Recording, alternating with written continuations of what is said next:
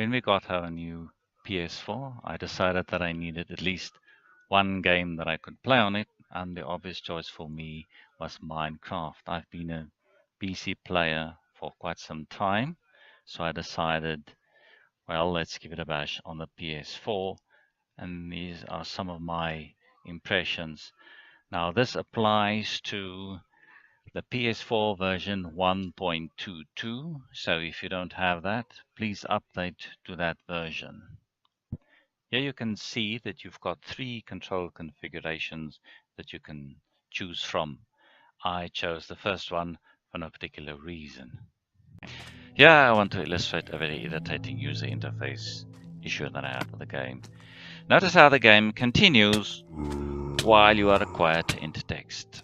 And what's worse, it will also continue for other people playing with you on the same machine, and they'll have to stare hopelessly at the screen, unable to do anything while you are entering text.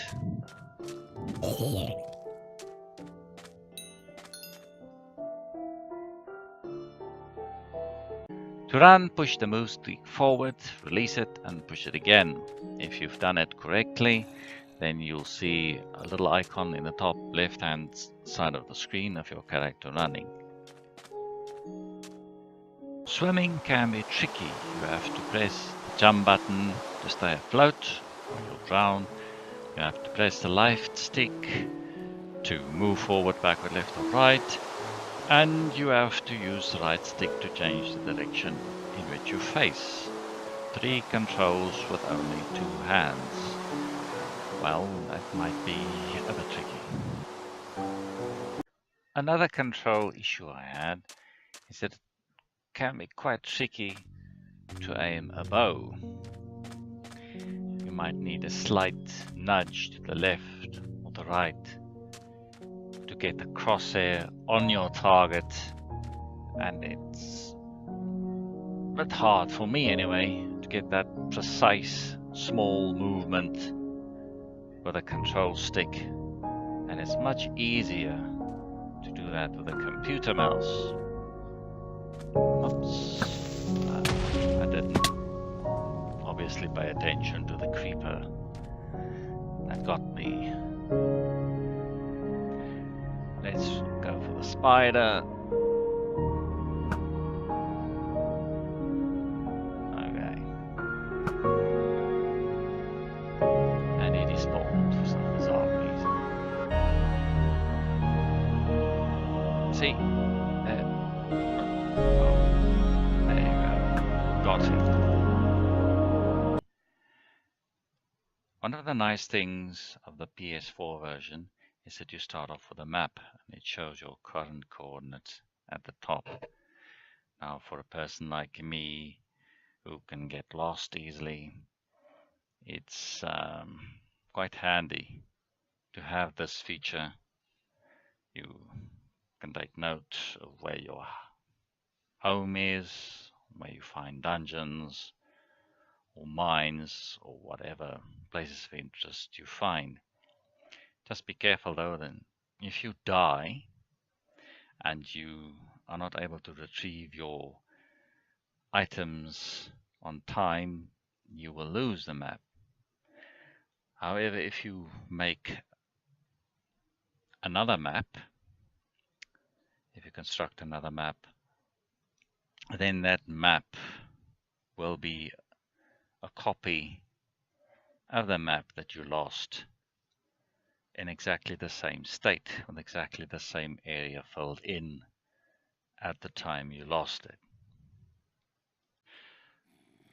If you've been playing the PC version for a long time, you might not like the PS4 crafting UI, and if you want to, you can change it to the classic interface, classic crafting interface, as you can see here. And then you create items the same way you do as with a PC. So for example, I want to make a loaf of bread, so I need 3 pieces of wheat.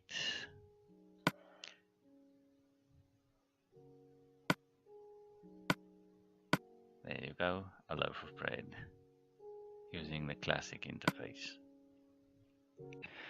Now, one of the features of the classic interface is that you can use it to combine items. For example, I can combine these two stone swords, and if I do that, the stone sword I get will be slightly better than the sum of the two stone swords. I don't know if you can do this with a PS4 interface. Now, you can do the same thing with an anvil, but you need to use some experience points to do that. Okay, so we combine these two stone swords on the anvil, and it'll cost you 2 enchantment points. The advantage, of course, of using the anvil is that you will not lose the enchantments on the items. Another interesting feature of the PS4 version is that the very first portal you go takes you directly to a fortress. And in my case, it placed me close to nether walls and blazes, so it wasn't too hard to start doing fairly quickly. The only problem is that the portal you see here may not lead back to the portal you came through. And in one particular case, it took a while to get back home.